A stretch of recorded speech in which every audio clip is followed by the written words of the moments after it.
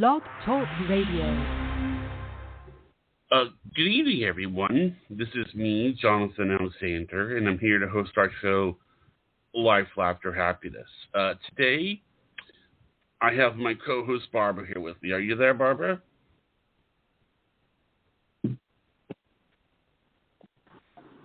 Hi, Johnny. How are you? Yeah, hi. Are you there? I'm here. Okay, Glad to be great. here. And today, our guest is, and I'm not, some people use different terms about what they want to call themselves. I have here the words psychic, sunshine, frost, and you're also a medium. How do you like to label yourself, by the way? I am a clairvoyant medium. Okay, clairvoyant. Why don't you explain what that is? So my name is Sunshine Frost. I am a clairvoyant medium, so welcome everybody. Thank you guys for having me on tonight. I'm really excited to be here and answering some questions from the dearly departed and from the other side. I go by the name clairvoyant because that's what I am. I have a clear remote viewing of those that are departed as well as situations and circumstances that are happening. I differ in the event of a psychic because I don't do cards or tarot. I was naturally born with this gift, and then I developed it further in my life so that I do this full time, and I've been doing that for quite a few years now.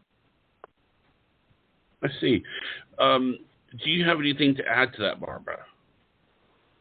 Well, yes, I'm just excited to have you here, Sunshine. But before we begin, I have so many questions for you. But I want to know, how did you get your name? Did your mother name you Sunshine Frost?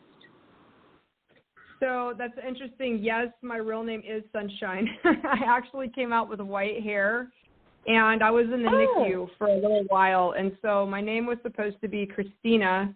But when they put me in the NICU underneath a cork board back in the 70s, they had those cork boards, and it said, babies are sunshine from heaven. And I was parked right underneath the word sunshine. And everyone in the nursery just said, look at that little sunshine. She was born with blonde hair. So it just stuck with me. And I married into the other last name. So that was just a cool, coincidence. Yeah. What a name, Sunshine Frost. And it is your real name. That is very cool.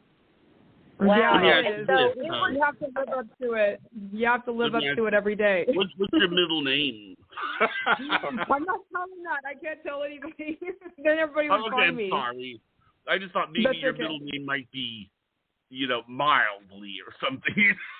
It's also a really cool name, but then I would be very easily found. You're right. Okay, that's fine. You don't have to say that, but I think that what I wanted to start off with is that you actually gave me a reading yesterday, and what was interesting about it was you were really picking up on some things, like, for example, my mom having two sisters and how the differences between my grandparents, my grandfather and what was interesting was you were talking about a Leo, and it wasn't until I think we were talking about an hour ago that you came across who that Leo was that you were talking about, right? Yes, 100%. Right. It was basically. Johnny, wait. Did you say Leo? You mean astrological sign? Oh. Yes. Yeah. Like an actual and Leo. I'm sure you can deter who she was talking about. You were basically, you came up in the reading. And what happened was that it was one of those things. Yes. Yes. Yeah, he actually did. So do you want me to tell a little bit about your reading, Jonathan? Go right ahead. Okay, so I do two types of sessions. I don't call them readings because I don't actually read cards. Because I'm a clairvoyant, I actually speak to the spirits of those that have departed and also the angels and guides of the people that I do session with. So I just vary a little bit in the fact that I am a Christian clairvoyant. So I do say a little prayer ahead of time just to protect my energy and that of my clients. And then I go ahead and open myself to allow any messages for the highest and best good for healing for that person. So in Jonathan's reading, which is actually very normal for me, I had multiple people come through. So both sets of his grandparents came through, both his mother's father as well as his mother's, so both sets, his mom and his dad, and his father's father told me how he had passed, everything that was surrounding how the person departed, and even his mother's father came through, told me about the Navy, how he worked as a security guard, carried the flashlight, how he was close to Jonathan when he was younger. The other one was close to him as he was older. They talked about boxing being a good connection between them. His mom, the two sisters, everything about his life pretty much came through. So in my readings or my sessions, I do find that many people come through, not just one or two. And as we got to his life session, Barbara, it was very unusual because I said there's this beautiful blonde, and I see her being a very strong personality type. And this is somebody who kind of has this really loving, generous personality and has done a lot for other people, but really no one has done a lot for her except you are trying. You know, you and her are trying to do this together. And he said, I know exactly who you were talking about, but he didn't tell me who. And I knew it was, I'm pretty sure it was you, Barbara, until he told me today that you were that Leo, because I described you perfectly. And it was just a wonderful thing that you came up in his chart and his future chart as well. Oh, that's really cool. But so I don't have to be passed away to come through then in your reading. Absolutely People not. who are alive Yeah. come through. Absolutely. Oh. So people come to me the same way they would come to a psychic, except the reason I don't use that terminology is just for the fact that I do not use cards, tarots, or crystals. So I don't do any type of divination. My gift is just a natural attunement. So I use the clairvoyancy to be able to see things in a person's life path. So in Jonathan's case, I was able to see a lot. I'm not going to give too much personal, but I was able to see like his business, where it's going, financial circumstances. I can see issues with people's car. I can see issues with relationships. Pretty much the same thing you would go to a psychic for, except I don't do card readings. Can you see if somebody's going to get in a car accident? So the way that my gift works, and everybody's is different, and thank God they are all different, which I really invite all light workers to activate in their gifts, because we're all important to this work and the awareness that it brings. But yes, when I say the sessions, I ask for messages for your highest and best good. So for instance, I had a client just today who I said, you need to go to the tire shop. Your dad, who was crossed over, was saying to me, she really needs to get her tires checked. She's got problems with her tires. There's something wrong with the tire or the wall of the tire, and she texted me back later on and said my tire was about to blow out.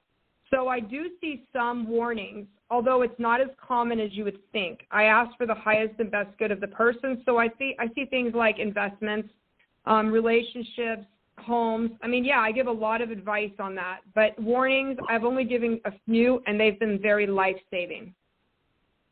Oh, that is really useful, I would say. To have so I do a little like mediumship. I do a little medical. I think that's where my warnings come the most, is in physical. Like if someone has blood work that's off, if they're pre-diabetic, if they have issues, I see that a lot of time comes up in a session. A lot of times I'll tell people about things like endometriosis, low vitamin levels, anemia, blood pressure issues. I saw an aortic aneurysm and had it diagnosed. I've seen lupus. I've seen autoimmune disease. So if that comes up in their session, I definitely tell them. Now, my question is I gave you Barbara's birthday. It's actually kind of funny that Barbara, when I first gave her your birthday, I accidentally said that you were 10 years older than you were. And no, that's correct. Yeah, but we got the right birthday. So, I mean, what do you see in Barbara? Because, I mean, you have her birthday now. Yeah, I'm not an astrologer, so I don't do it by birthday. I was only choosing the birthday because I felt that she was the Leo that was in the reading, and I wanted to just confirm that. So I'm not reading for Barbara right this second. But I do see that she came up in his chart. Sunshine. Yeah. Before you continue, I wanted to tell you, I really like the way you do it, where you use your clairvoyant gift to help you with the mediumship. Because if you can read minds, isn't that what clairvoyant means? You can read people's minds? Yeah, well, I am a telepath, so that is true. But clairvoyance just means, yeah, it means clear viewing. So it's not so much that I just telepathically read everybody's mind around me. I try never to do that, actually. I try to keep my mind really quiet and peaceful. But clairvoyance means clear viewing, and I was born with this gift, very much like John Edwards, Teresa Caputo. I was born seeing spirits from a very, very young age, so 6 or 7 years old, and I thought everybody was like me until I got into school and realized that other people could not see or perceive or hear the things that I could.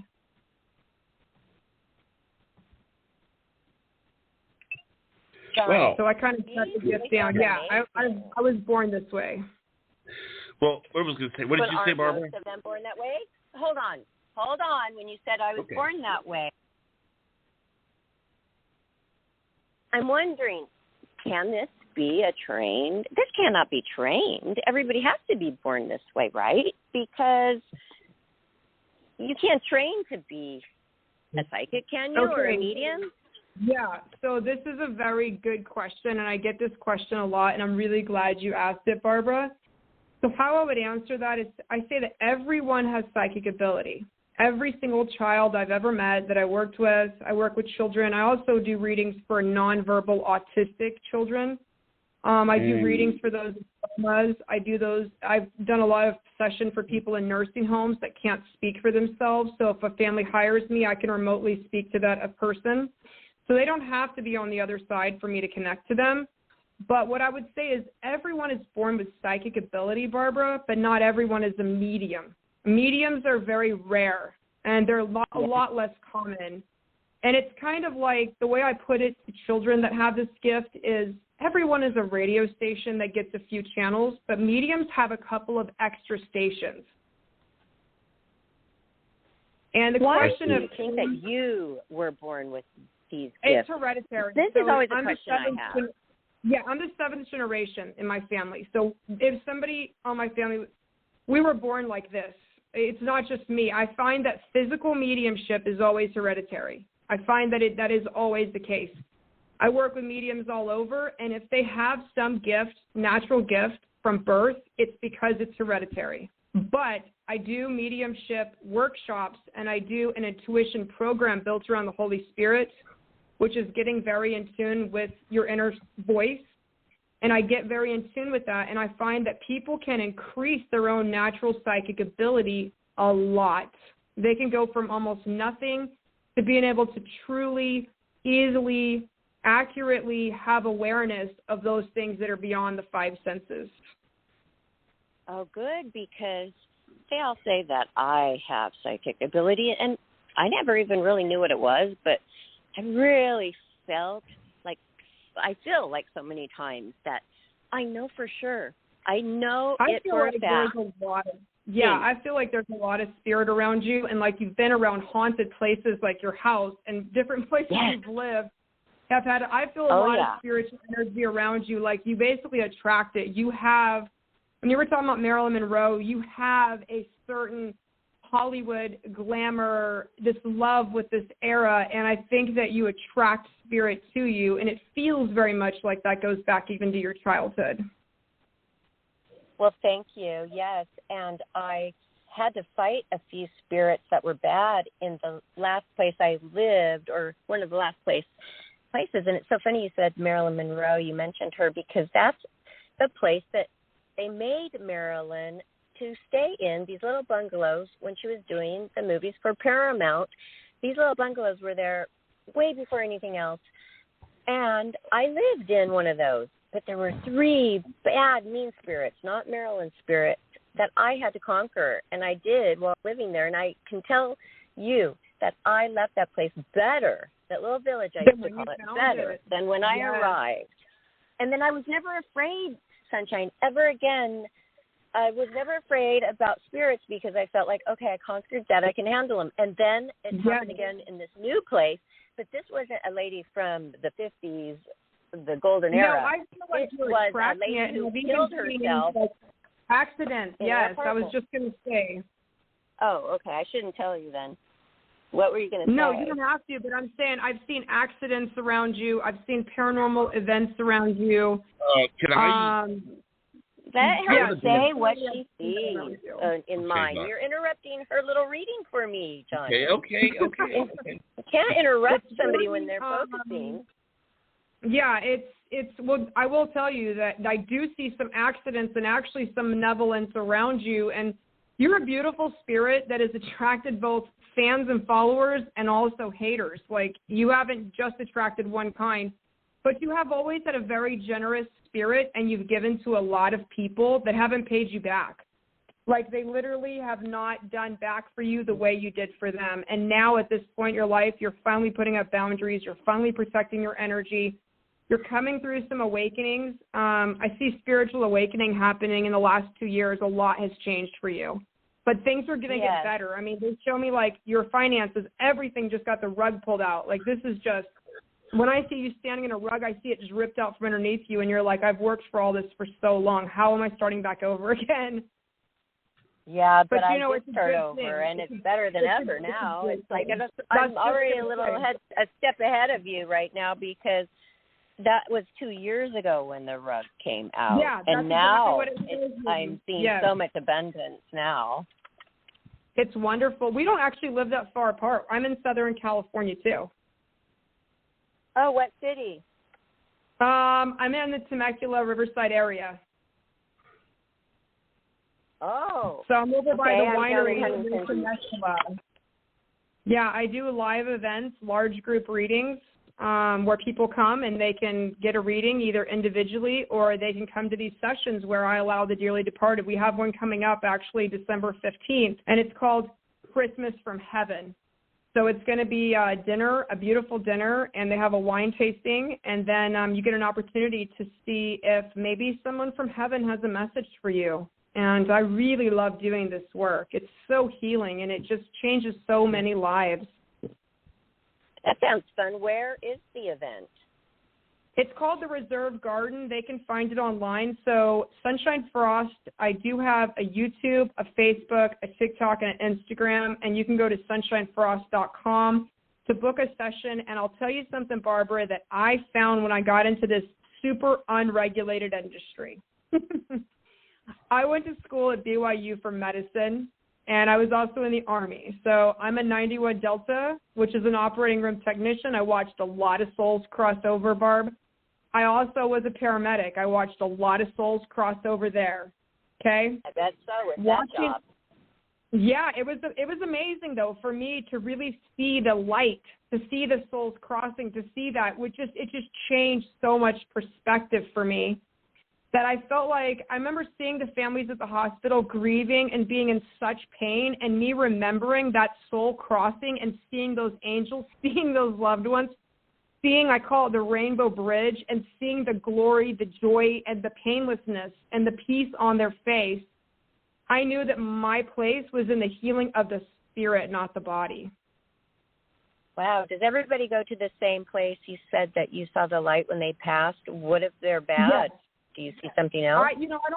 I don't think it's, first of all, I don't see people as good or bad. I see people with experiences. We're here to have experiences. And I do see everyone has a guide. Everyone has angels. Every single person on this earth, from the worst person to the best person, has angels and guides with them at all time, because we all came from the same place.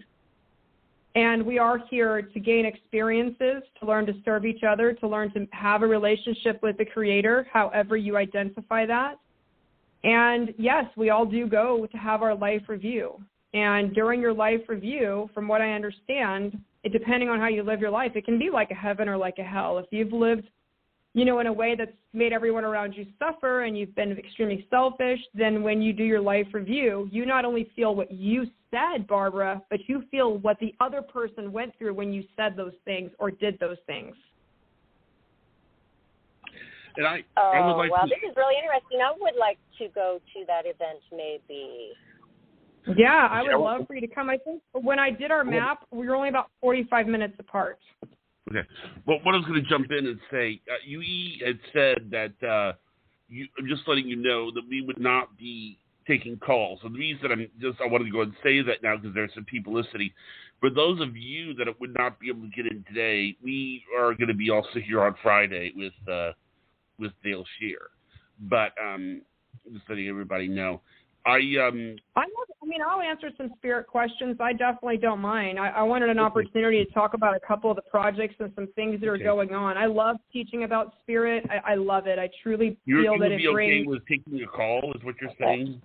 Yeah, I think that'll be fine. Yeah, let's try. I'll go ahead and I'll put one of the callers through. Let me see here. How about... Okay. 775, you're on the air. Hi, everybody. My name is Wendy from Sacramento, and Jonathan and Barbara and Sunshine. It's a privilege. Hi, Miss Wendy. Hi. I'll try to be concise. I am 70 years old, and my sister and our lease will be up at the end of April next year, and I am planning on applying for remote work from home as soon as I get my new desk and chair delivered. I have quite a bit of experience on the phone, and will my sister and I sign a new lease together, and will it be something we're excited about because the cost of apartments has skyrocketed in Sacramento? Okay. Yes, so I already have a very strong answer for that. You have a lot of people on the other side, by the way. Okay, so you have a lot of spirit energy around you, period. You and your sister will, but you're not going to stay in the same area. You wanted to get a little bit further out. It's not where you're at now. You're in like a very metropolitan area.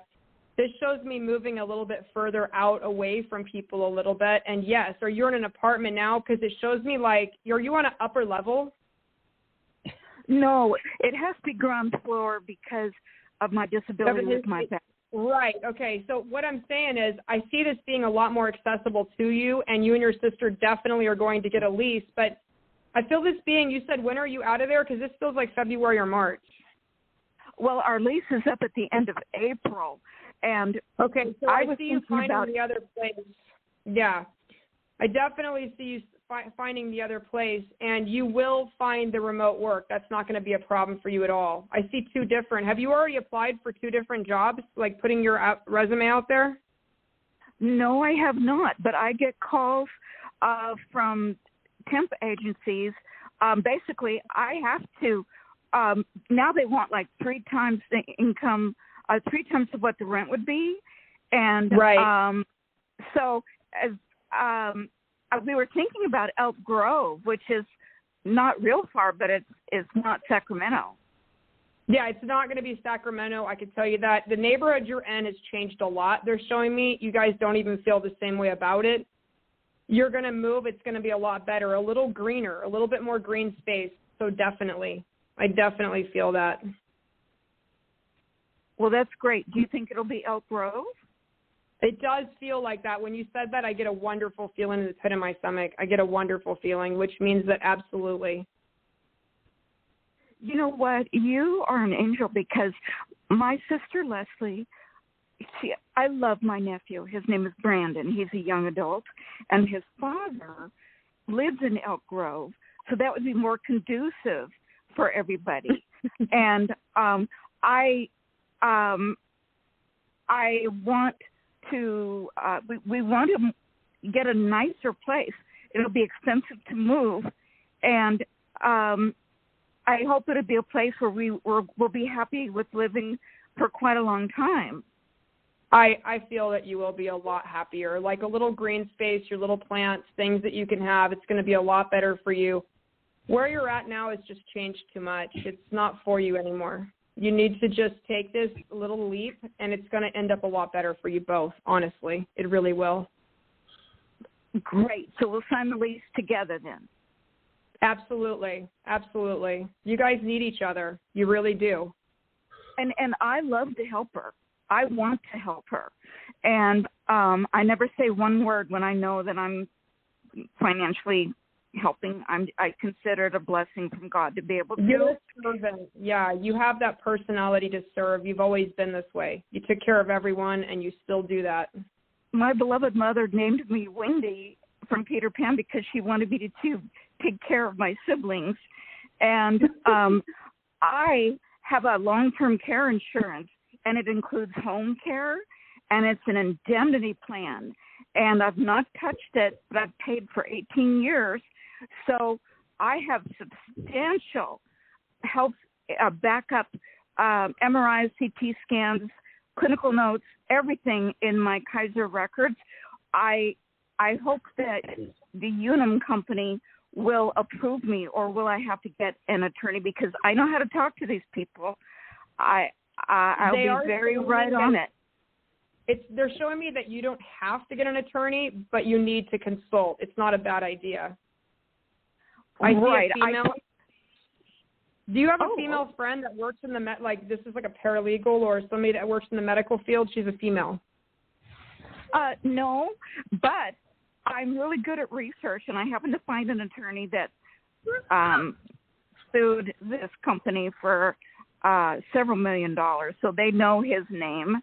And he said I could keep in contact with him and ask questions at no charge. That's wonderful. Well, I would definitely do that. I don't know, but I see a female, so I don't know, maybe that's just paralegal, but I do see you getting help. It's legal advice, so I would definitely go through them. Okay. Well, I've worked in a HIPAA environment for, over 20 years. And the magic words are, I'm talking to the Department of Insurance. And also, I'm an unusually kind person, but I can be very, very factual, can gain respect from people when they get to know me a little bit better. Well, thank you so much, Wendy. We really appreciate you calling in, and I hope that this month goes wonderful and you have a great Christmas. Okay, well, thank you, Wendy. Thank you, Wendy. Thank God you. bless. God bless you. We love Wendy. Yeah, what a sweetheart. I love that. Yes, this is one thing that I wanted to ask you, because in the beginning of the show you were talking about you are a Christian clairvoyant. So that means ma'am, I'm a when you pray practicing. to Jesus Christ.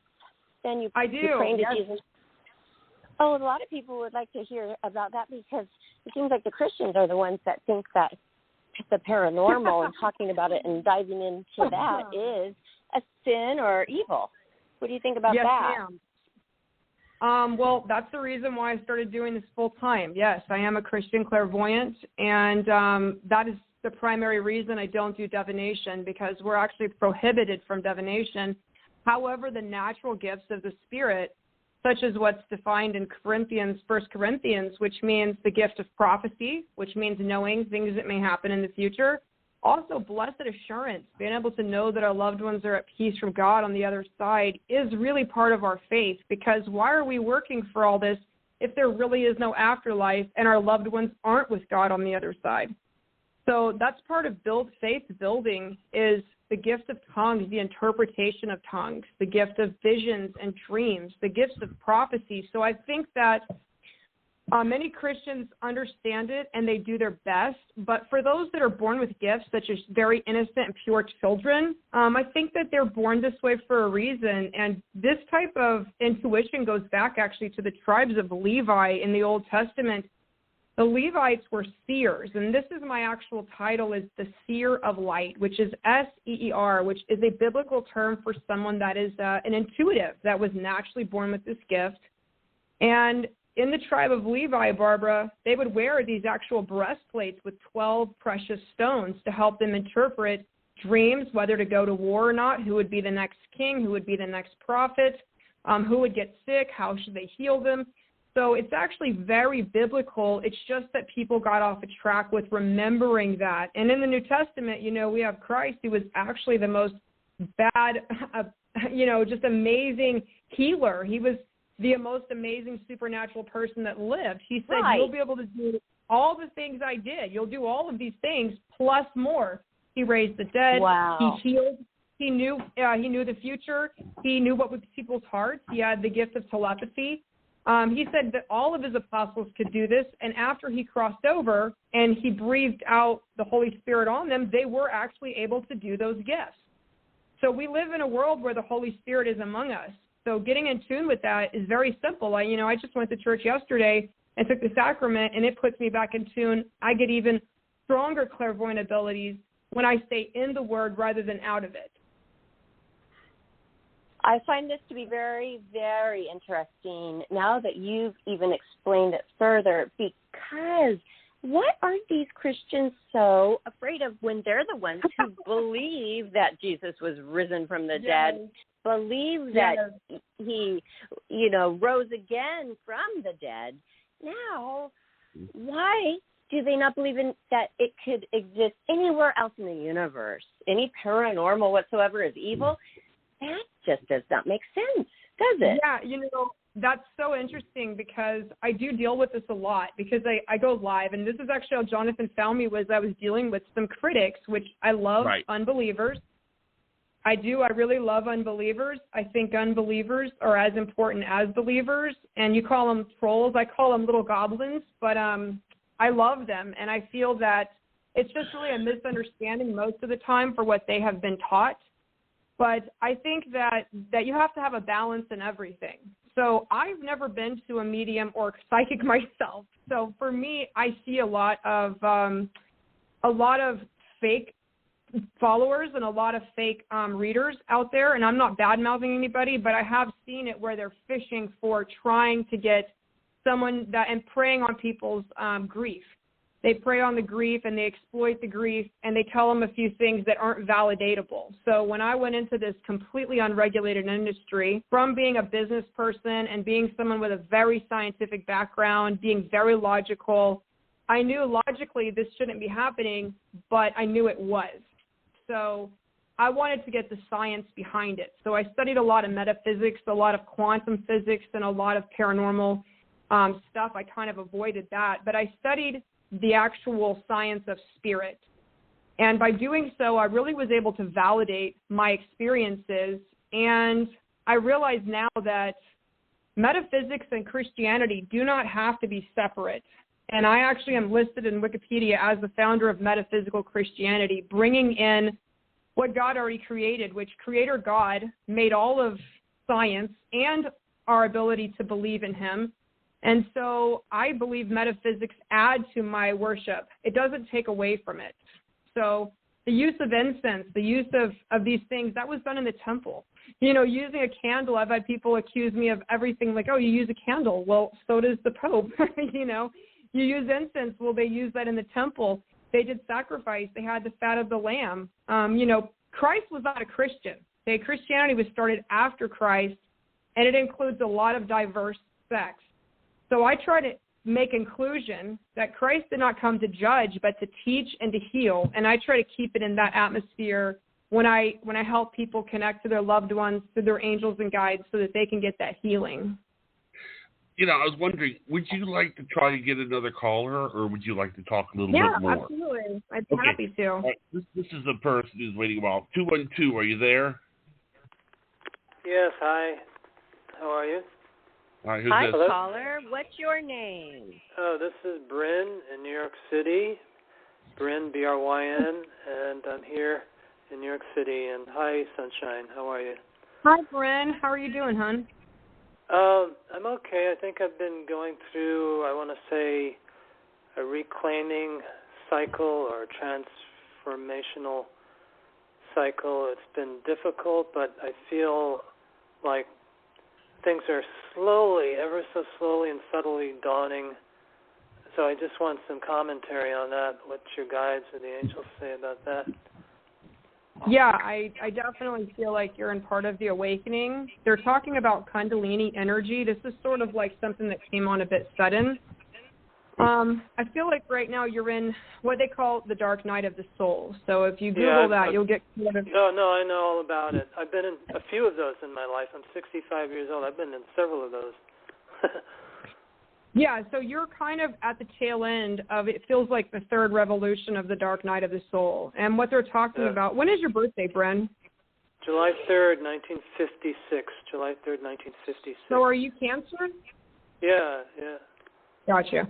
Because I do feel like, see, I'm Pisces, so I feel that deeper, introspective water sign where we can turn things inward and become very emotional toward ourselves. And they're showing me that a lot of people have left out of your life, and you've had to really get okay with being alone. Not that you're always alone, but that you had to learn to be okay with it. I do feel like you're deepening. You have a lot of faith. You were raised in faith. You were steeped in it. But you've had to really question your faith as to what you want to believe, not the traditions that were spoon-fed into you, but who and what you really want to believe. Right. And I very strongly feel that you're going to be okay from this, but this awakening has brought a whole new tribe of people into your life. What you used to think was a big deal, you don't. And that's very common with people that go through the awakening. It's a big part of their existence. They're talking about some physical health issues. Have you been having health issues? Well, it affects me physically. These dark nights, I get very, I want to say, contracted. And, I've had that all my life. You know, well, I've had periods of contraction and periods of feeling like I'm expanding, and I'm joyful for no reason at all. I've had these periods come on me sometimes when I'm walking down the street or I'm on a bus. I've had these all throughout my life. Something will come into me, and I'll be seeing things intensely, and I'll be joyful for apparently no reason at all. You know, and I'm sure you know what Kundalini is, correct, Bren? You know what Kundalini awakening is? Kundalini energy. I know what it is. Yeah.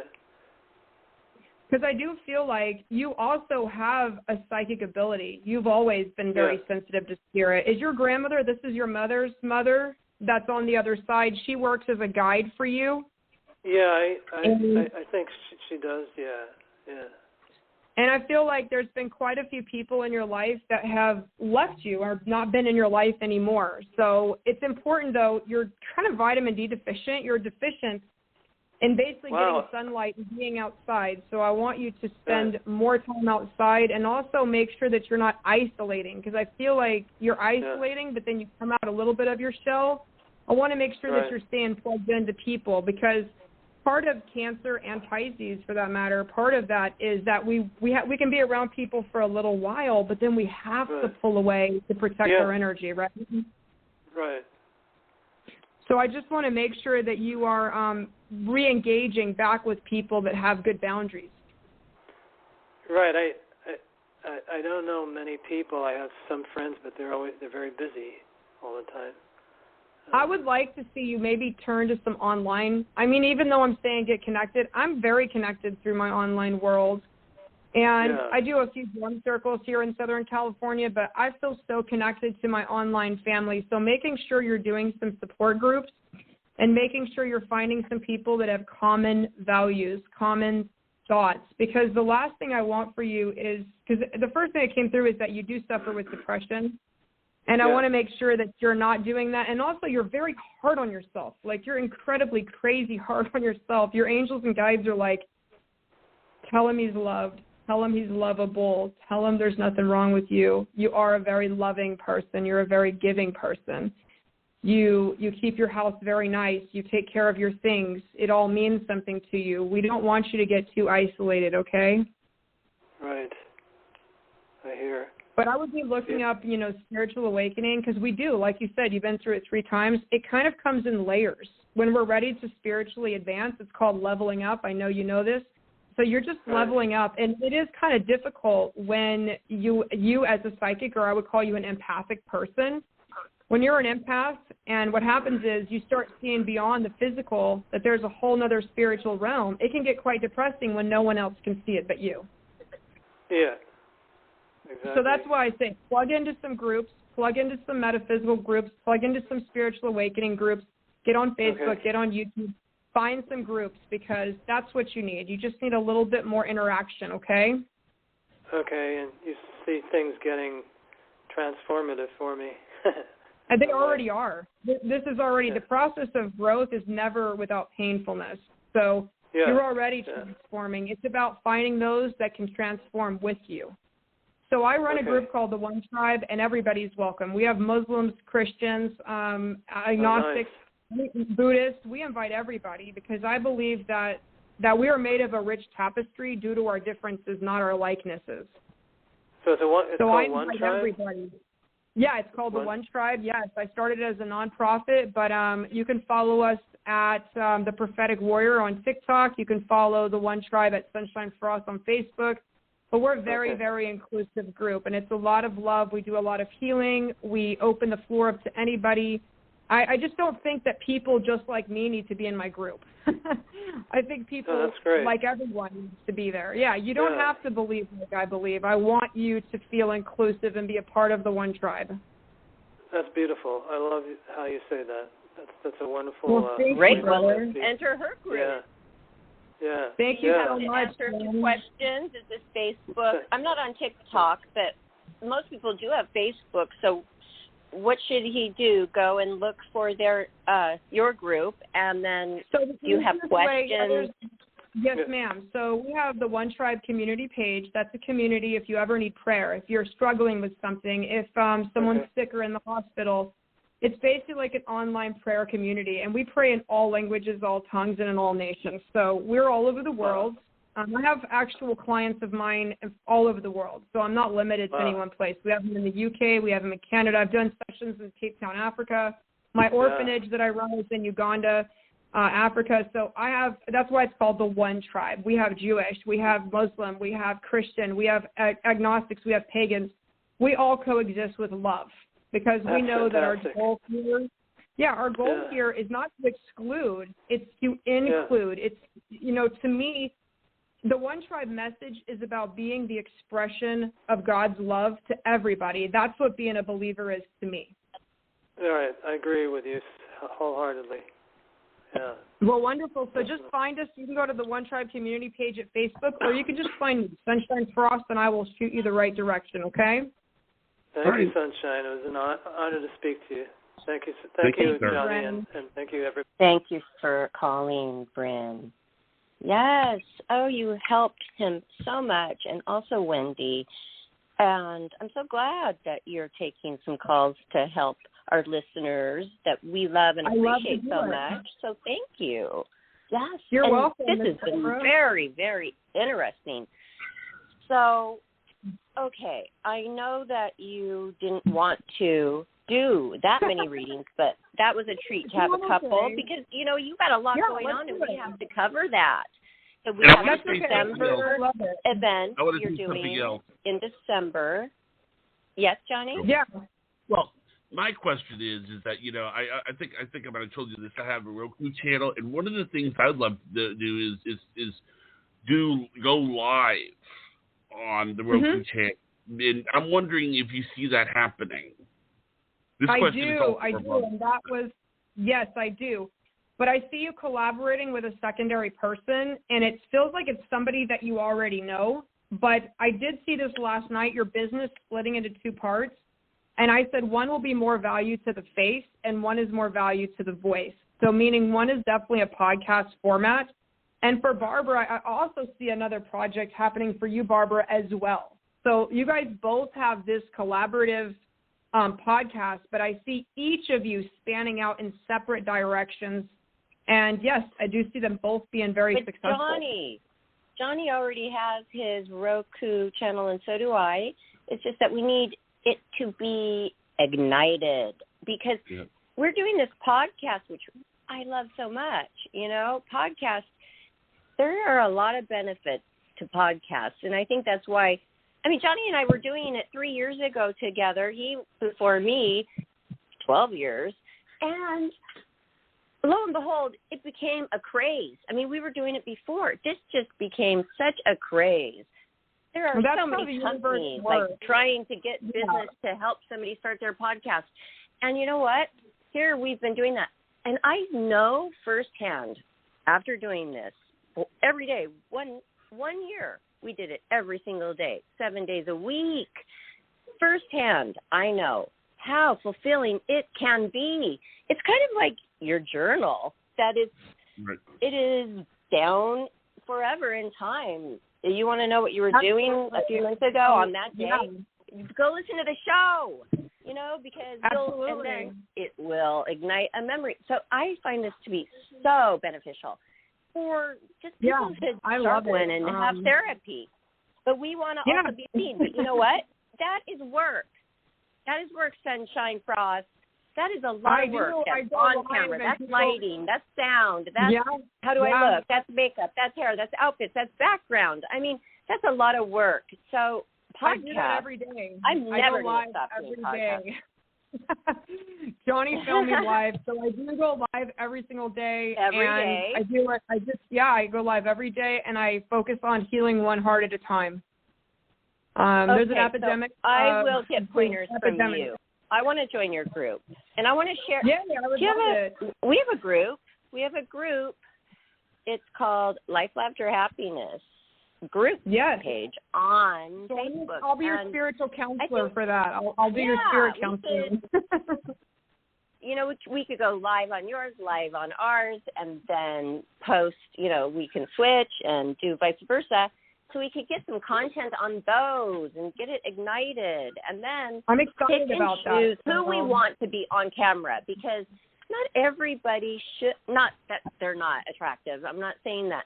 Not everybody's going to come across well that way, because they get stiffened up, they get nervous, they don't. They'll cancel because they don't want to be on camera. Podcast is amazing. I think Ms. Barb, it's not that we have to go our separate ways.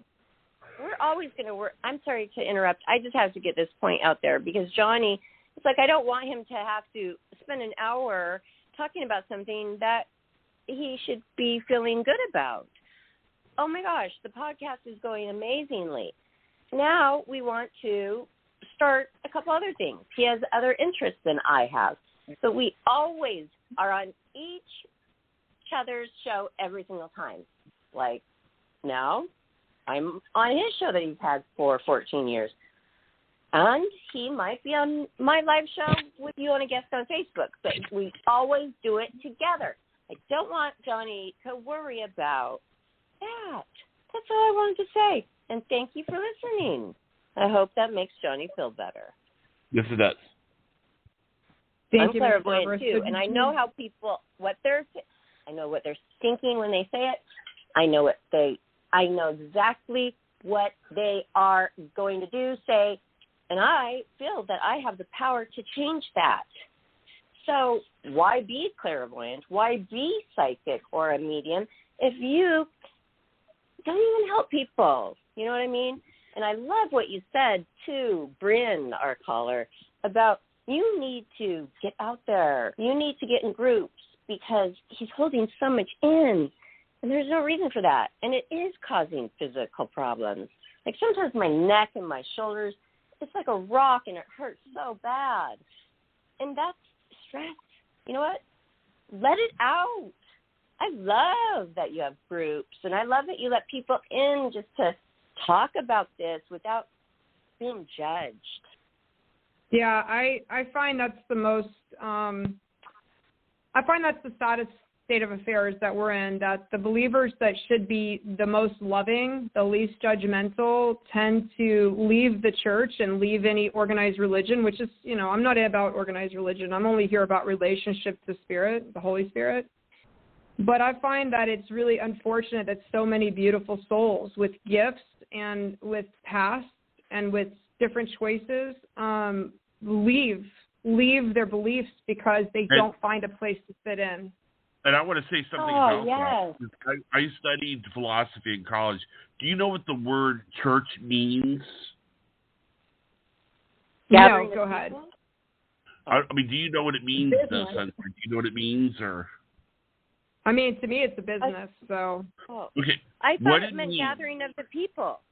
Yeah, what it means is assembly of those who are called out. That's what it means, assembly of those who are called out. So, in other words, it doesn't say anything about it being a building, does it?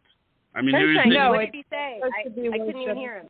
Assembly of those who are called out, meaning that Sunshine, please help me out. Yes. Tell me the first word you said. Church. Assembly. No, like, what did he just say? It means he's been saying the sentence for 3 times. I cannot get it, Johnny. Please say it slowly and clearly. Okay. Assembly of those who are called out. Yeah. An assembly of those family? that are called out. A family? Assembly? No, assembly. Assembly. Oh. And that's correct, Johnny. There's nothing in that definition that says anything about it being a building.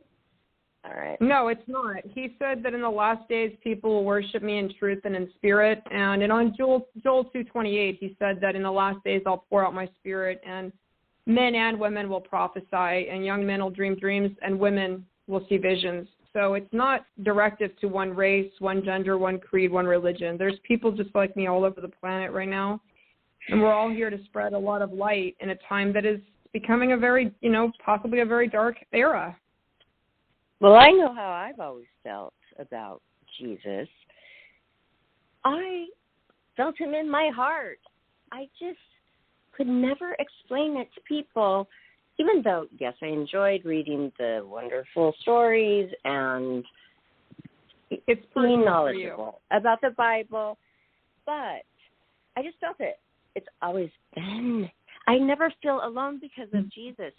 So, and I was telling my mom, we have psychics on this new show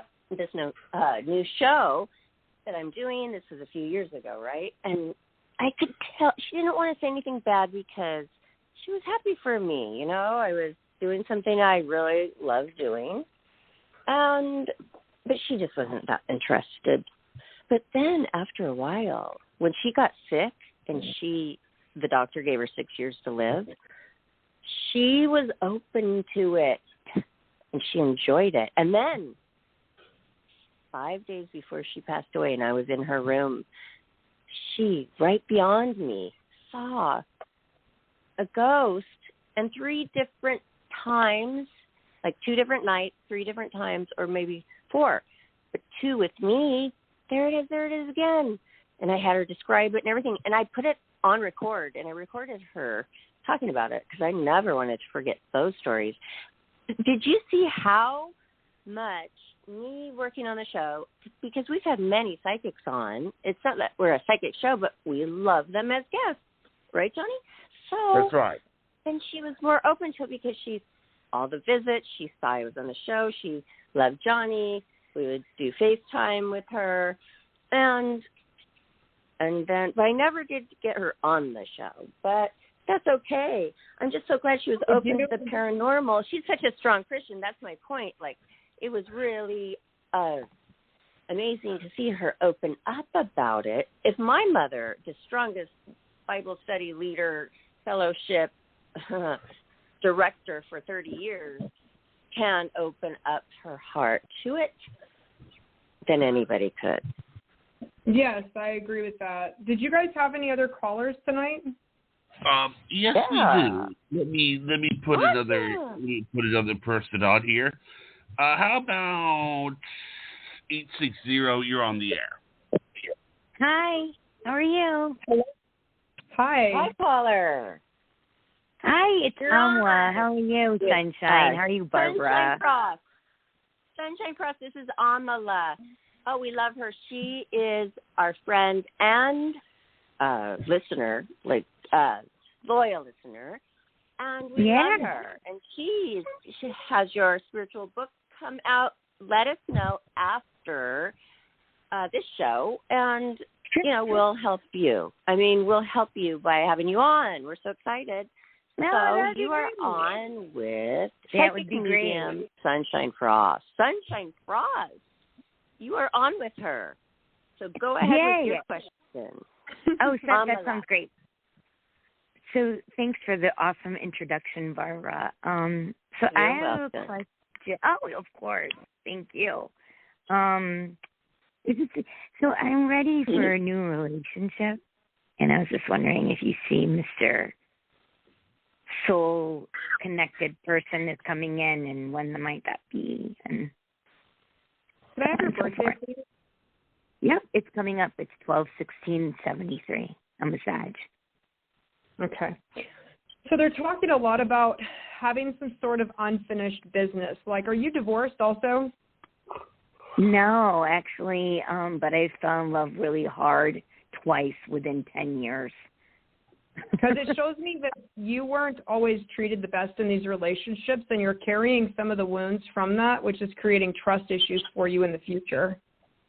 Okay, that makes sense. And that does make sense. And I do see you. It's almost like it's not that you don't attract anybody. It's that you don't necessarily like the people that you attract to you, because people are drawn to you because you're very warm and you speak your mind. You say exactly what you think.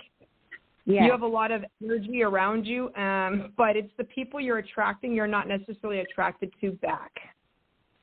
That's right, because they're not, to me, what really stimulates me is the mind. And I really love having in-depth conversations, which is very saggy, and I also have Aquarius rising. So I'm a big thinker. Yeah. You're an intellectual, you're a talker, you tell people how it is, you're very opinionated.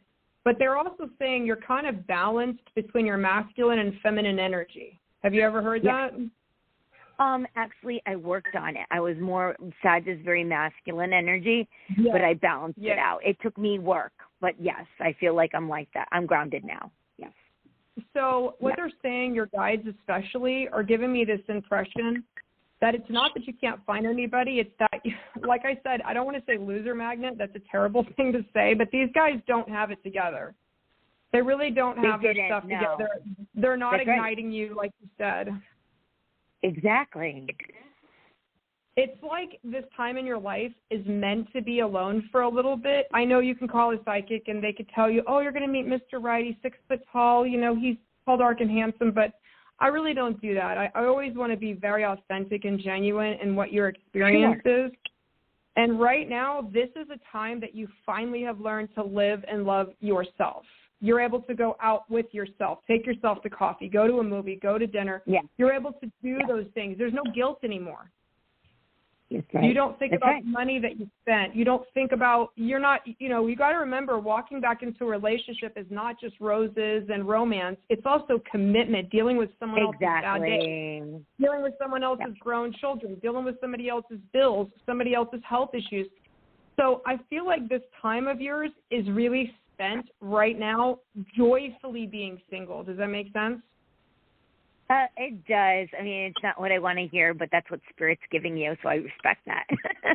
It is giving me that. And they're also telling me, where do you live at? Because I feel like, are you traveling for Christmas? Because I feel like there's a gathering around you at Christmas. Really? No, not really. It's funny, I'm a Virgo moon. Go ahead. I'm sorry. Are you getting around? Because I do feel like there's somebody you're going to meet around Christmas. So I feel like enjoy the singleness that you have right now. Because I do see someone coming, but it's around the end of December. Oh, wow. That's not far at all. I don't think this is not like people say, I want to meet the one. I actually don't believe there is just one, because our souls change, our soul paths change. So I think that there's many souls created in a soul group. And it's very easy. You've met a few of them. You've already met a few of them, but you just didn't choose to be life partners with them. So keep doing your thing. Keep doing you. You've got to keep doing you.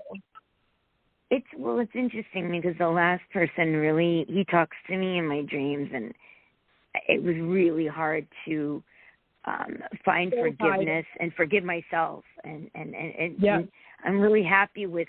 He just came in my dream actually 3 days ago, and it was just basically, it was cool though. It was like, he just we were just saying hello, and it was just like a nice hello. And I knew we were energetically connected. I really believe dreams help us do that, to resolve whatever was unresolved. Yeah, absolutely. So dreams are one of the ways that people get validation. A spirit will tell me they visited someone in a dream, or you tried to save them, or they talked to you, or you sat on a bench. If the person's lips move in the dream, it's exactly what I need, because I'm just like, when he came in, I'm like, uh-oh, am I still attached to him? I was scared. I was really scared, but then he just was saying Kate, how you doing? I'm like, oh, okay, well, that's cool. How are you? That was pretty much it. That's a lot of what the beginning of your little session here was talking about, you having trust issues and not being treated so well in the past. You want to make sure that you are whole, healthy, and complete so that you're attracting someone who is whole, healthy, and complete. Absolutely. So we attract, our vibration attracts someone that resonates with us. So if we're in a place of hurt or recovery or addiction or sadness or unworthiness, we're attracting someone to mirror that exact resignation. Exactly. So we want to make sure we're resonating on the highest. That's why I say when you really are happy with your self-love, you're going to be able to attract somebody who's because you like spontaneous, you like joyful, you like someone happy, you want to laugh, you want to have a good time, and that's going to come when you're doing that for yourself. Yeah, and I think the other part of it, it's not even just a opposite gender relationship in my case. It's also just like meeting anybody. Like I love learning. I love it.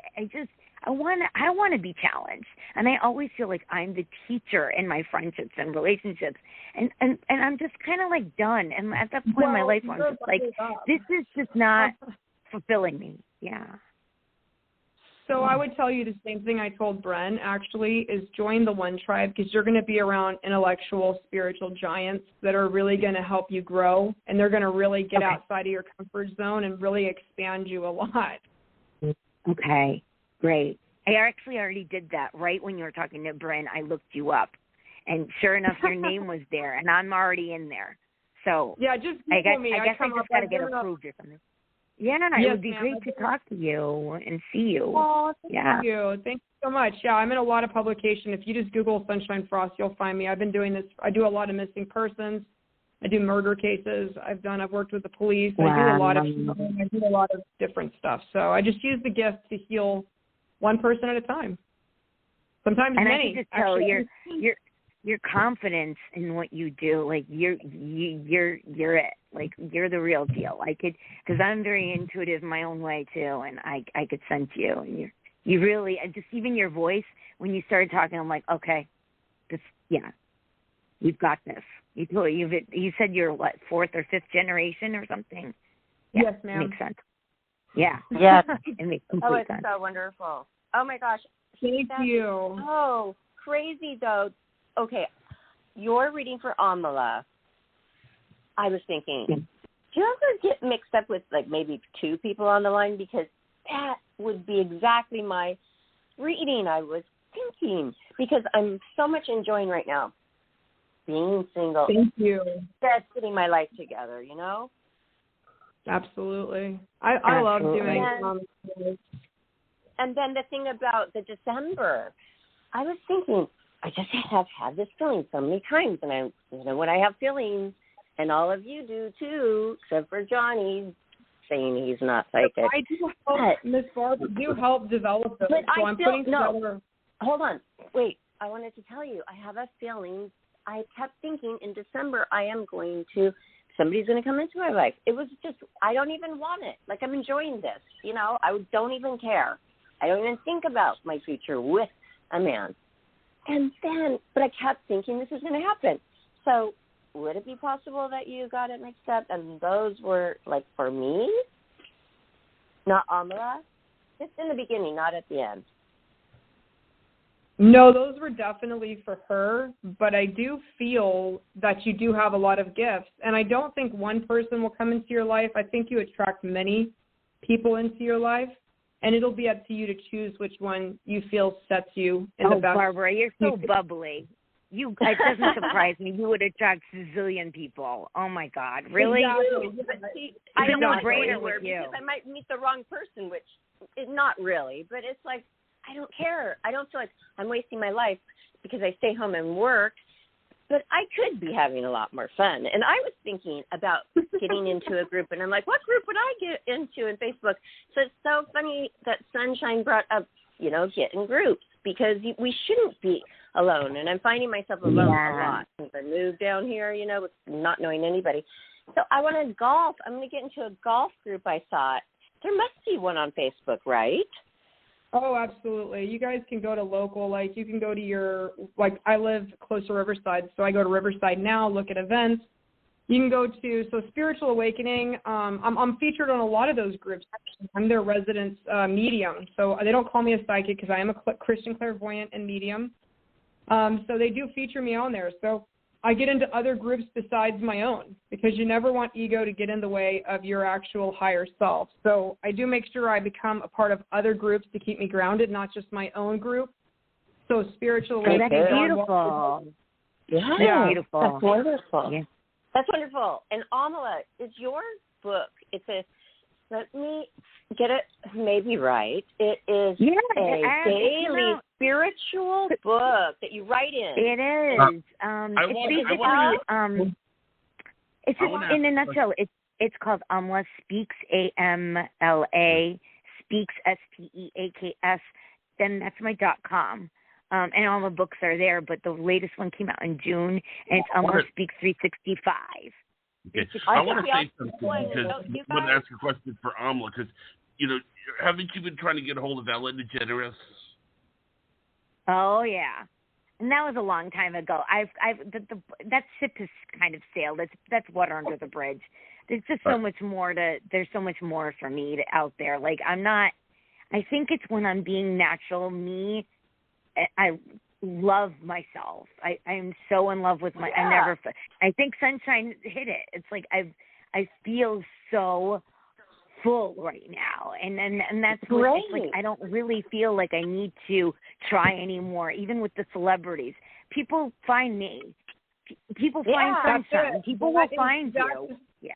You just said it, Barbara. Your vibe determines your tribe, and you don't have to try. When you resonate, everybody's hearing this message right now.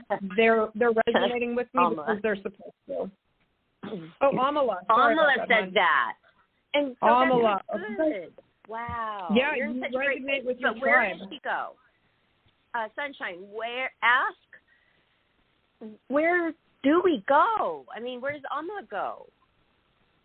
To meet people. I mean, okay, they find you when you're sitting in your apartment and never go anywhere. I mean, I'm saying I do that a lot. No, it's not about that. It's like, for me, actually, it's actually part of my writing. It's like you meet universe, like shaking hands with the universe. You're not going to overextend your hand 80% to have a handshake with universe. You meet universe halfway. And that's how I see and be with people, even attracting people who want to see me, talk to me, books, whatever it is. I meet people. I extend my hand out. And then the only way to have an exchange with the universe is to have a handshake back. And it only works that way. If you're trying, you're doing 90%. I've never heard of it. Yeah. I never heard of it. I thought you were supposed to give the universe the 100% of you. Like that's your faith, your everything, your mother, earth that you love. All of the beauty of your environment. No? Oh. That was Amala that just spoke about the universe, correct? I know. I want to know, Sunshine, though, what do you think about that? I've never heard of this, that you give half, 50%. Have you? Well, yes, it's actually, it's one of the spiritual laws. So there's a couple of laws that always apply to things. Like one is the law of affinity, like attracts like. So attracts like, so like thoughts. This is the same way The Secret and all of those things abounded in abundance is the law of affinity. But what I believe that was Amala that was talking about the universe meeting halfway, correct? Yes. Yes. What she is saying is yes, and I'm going to apply this to a spiritual principle to make it easy. So we have a physical universe here. We're in a physical realm right now, but there's a spiritual realm in which all spiritual principles apply, right? So universe, just like you're saying, she's saying, let the universe meet you halfway. This is the same as when the student is ready, the teacher will appear. Just like when Jesus did healing, he didn't just say, you're healed. He said, go wash your face. So he gave every human had something they needed to do on their half of it, and then universe met them halfway. So you don't have to force the universe. When you're in your spiritual alignment, everything falls into place. And nothing ever happens a day before or a day after it's intended. It always happens right on time. No matter if you could be 50, you could be 70. it's so irrelevant. Time is a creation, and exactly. the universe it's does divine order. Exactly what Yes. it's supposed to. It's in divine order, correct? Yes. Do you believe in time travel? Thank you for calling in, Amla. Did you get all your answers, or? Yes, thank you, Amala. I'm looking forward. I'm going to look up that book. I actually do a spiritual intuitive course, so it might be beneficial for us to use it for those that are creating their intuitiveness to write down spiritual thoughts and journeys. So I'm going to be looking forward to looking into this workwork. Thank you, Amala said that he's going to be contacting your group, right, Amla? So you will can you put a link to your book? Because I want to get one too. And we'll put it on Life After Happiness too. And all Sunshine Frost, AMLA, by the way, will be .com. on our YouTube. Okay, well, repeat that. I was talking over you one more time, and then we will continue. Yes. Go ahead, Amala, one more time. Oh, I'm sorry. It's spelled AMLA, Speaks, SPEAKS.com.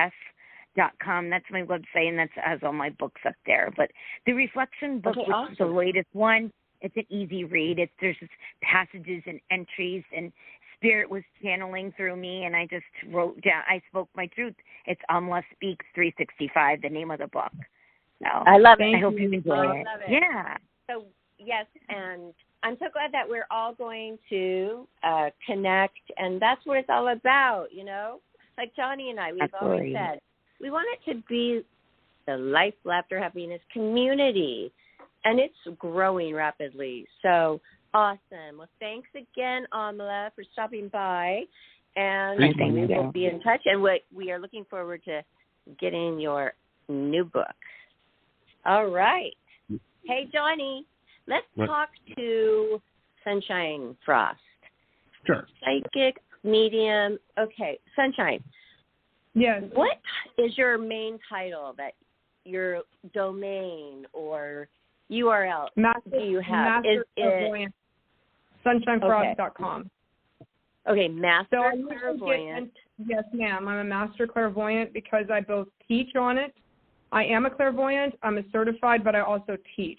So when you hit the level, you've been doing it a few decades, and you're good at that, and you're ready to teach others, and they are able to activate, and now they're successful in their business, then I believe you have earned the title of Master Clairvoyant. A master. You know what? It really sounds beautiful, too. And you know what? I'm glad. My daughter actually had to explain to me early on what the different psychic, I don't know what you would say, not departments, but different, okay, for example, one is clairvoyant, one is where it's hearing. I forgot what they're all called. Those are the clairs. Okay, can you explain those and what they are? Yes, ma'am. So everybody is born with some psychic ability, and not everybody is a medium, though. And I have found that physical mediumship is always hereditary, but mental mediumship, such as telepathy, clairviewing, clairsentient, which is clear feeling. There's clairaudience. Hold on, which is you're going too fast. Hey, oh my gosh, you are going so fast because it's just you. It's your life, basically. But imagine if somebody's never heard of anything like this. If anything, I mean, they won't know what you're even talking about, as they don't even know what a medium is. I'm going to go ahead and slow it down. So can you just tell us what first a medium is, a psychic, and then all the different, what would you call it? Not divisions, not. Sure. So everybody's born a little psychic, but not everyone is a medium. A psychic is someone who just is a little more intuitive, okay? There is a scale. I would say, let's say the scale is 1 to 5. A person that has a little intuitive or psychic ability is going to kind of predict things by accident. Like maybe you go to the store and you pick up Band-Aids, but no one has a cut. The next day someone gets cut. Or you go to pick up your phone and the person you're thinking of was already ringing you. Or maybe you say, I don't think we should go to the show today, and there happens to be a rain out. Or maybe you take a different path, and it just so happens there was an accident. This is very common, and this is known as psychic or intuitive ability, okay? Mediums have the distinct, separate knowledge of souls that have departed. So I give messages from the other side every single day. I work 7 days a week. I give soul messages 7 days a week for healing and for those that need to know their loved ones are at peace, or to let go of grief or guilt or survivors' issues. It just allows them to move forward. But mediumship, there's two types. So in the very old days, there used to be mediums that would hold these seances where they conjured spirit. And this is typically where Christians get the idea that this is a very occultish behavior and not anything of the faith, because physical mediums would actually want to have manifestations of spirit, such as poltergeist activity, floating or levitating, morphing of facial features, ringing of bells, things that you see in like the Haunted Mansion. That type of mediumship was very much encouraged in the spiritualist movement. Now, you don't have a lot of physical mediums in the world today. They're very rare. Real ones are very, very rare. Okay? I'm not a physical medium. I could be. What does that gift. mean? A rare medium. What can they do? Speak Physical somehow to the dead. What else? Physical mediums can ask spirit to manipulate physical objects to create poltergeist activity, paranormal activity, ghosts, all kinds, anything that you can look up on YouTube and you can see that things happened in a house that are out of the ordinary. That would be physical mediumship, okay? They're asking for that. They're conjuring. Physical mediumship talks to... Oh, sorry to interrupt you, but this is exactly what I was just wondering. Because, of course, you can watch television, YouTube. There's tons of stories where people encountered these things happening, like, you know, some objects, like something that would annoy the person. The sunglasses were moved. Yeah. And there's absolutely no way, and it happens all the time, or the pounding on the door, and you're just in an apartment, and you're a single mom. I've seen it, and I believe these people. I believe them, and I just never knew how that happened and why them. So, oh my gosh, please explain it again. Sure. So physical mediumship, let me go through the titles real quick. So physical mediumships are mediums that physically communicate with spirit, and they have manifestations. So you can go to a seance with them, and you sit in a dark room, and they can physically have spirit. They themselves don't do it, but they have spirit that manipulates items and objects. I personally do not do that. I don't talk through spirit boxes. I don't do EMF. I don't do any of that. I've been involved with it. It's not my thing. I do not do that. I am what you call another tiny little example of what that is again, because I'm trying to imagine it. Yeah. So is it Ouija board? Yes, all of that, correct. Anything that physically uses contact with spirit, so they use physical means to contact or receive communication from spirit. I am what you call a mental medium. So I sit by myself or in a crowd, either one. I'm just like Teresa Caputo or John Edwards, or where we can just mentally give messages. So I telepathically connect to you, and I can telepathically connect to your angels and guides, and they deliver messages from the other side. So I'm not directly connecting to your deceased loved ones. I work only with angel energy. So your angels and your guides, I work through you to connect to them. And it's similar to how, you know, they're standing on they're at a different event, and we're calling by phone. Essentially, we're like calling them mentally, and they're delivering pictures and messages, names and times. And I have a whole storage of emblems that I see, like purple flowers to me means they passed around Mother's Day. The red bird would be an item that I might see if a male spirit has crossed over and is coming to visit them, actually through a physical bird. So I have a lot of emblems and images, and yes, I do see names occasionally. They're very clear. I get names about 40% of the time. I got names yesterday. That does happen. So I'm a mental medium. There's physical mediums. There's psychics. Psychics are usually people that have a natural gift, but what they use is they use some type of divination to help them enhance that gift. So they may use cards, tarot, crystal balls. Obviously, that was something. They may use pendulums. They might use divination or dowsing rods. So they use a form of divination to help their intuitiveness be more in tune.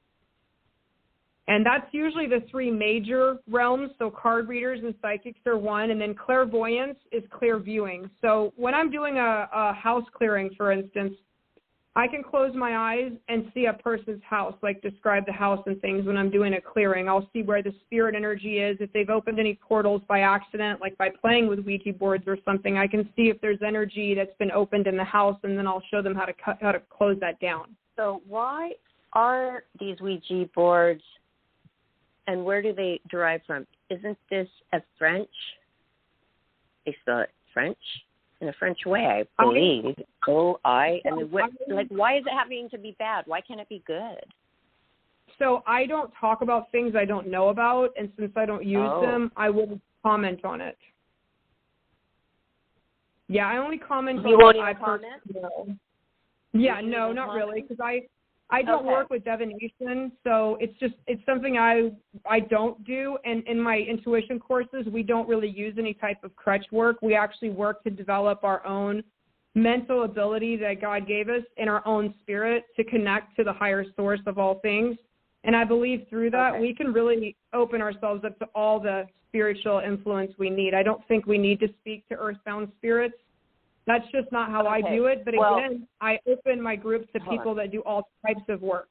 So everybody has a different gift that they're comfortable. Oh, I know. And it's wonderful that it's all light and positivity. And I am really glad to hear that, of course. And that's why you are on our show, Life After Happiness. But I'm wondering, say I'm somebody who has played with one in first grade with all of my little girlfriends. Yeah. And I've had all of this, and you say that spirits are attracted to me. And now I'm wondering, well, is it because that I played with a Ouija board, but you don't even talk about them? So where do I go to talk about this? So I didn't say I don't talk about them. I said I don't comment on what or why people would use them. I do not use them. I discourage the practice of it because you are talking to earthbound spirits, and once you open the portal... I already used it. Oh, I mean, that little girl was me. Okay, I used it. So what do I do? Should I be worried that that's why these evil spirits have, come to me? Oh, by the way, have you heard of old Hague syndrome? The old Hague syndrome is where a spirit attacks you and smothers you. And that happened to me when I was on a modeling job in Chicago at a hotel room, and I woke up in such fear. I was on the wrong side of the bed. My head, I had been kicking. I kicked the lamp over. It broke. I was so afraid. I called my boyfriend in Nashville, and I said, do not let me fall back asleep. And I was supposed to work the next day and spend the night again, and I said, no way. And then I found out that place used to be an insane asylum or, insane whatever, so cemetery under that hotel. That happened to me. So why? Is it because I played with this Ouija board when I was in first grade? I would say no, but I do still discourage the use of them. I would say that energy, so earthbound spirits are not always evil. Let me just correct that. Not all earthbound spirits are evil. Some just want to be here. Some choose to not cross over for fear of judgment. Some spirits enjoy messing with people, and some are of the lower vibrations. So not all spirits are good and not all spirits are evil. Just like in humans, there's many levels of spirituality. Like some are still in emotional kindergarten, and they're very ego-driven and egocentric and selfish and very mean and that sort of thing. And then there's some that are very giving and loving and kind. And I've seen spirits that have stayed even at a monastery. A sanctuary where there had been a fire up in Wrightwood, California. I went up to clear energy, clear souls from there, and this woman decided to stay. She loved the energy of the children, the campers that were there in the summer, and she just wanted to stay and make sure they were safe. So, but for you particularly, I don't believe it's because of the Ouija board, but remember that humans are like batteries to spirit. So whenever you move into a house and there becomes all this spiritual activity, it probably is due to the house having a spirit attached to it. But again, it depends on your frame of mind. So when people call me and they have a lot of spiritual energy, meaning apparitions, depression, sleep paralysis, things that you're describing to me, I have, first of all, a team that works with me in the One Tribe. So I'm a master clairvoyant.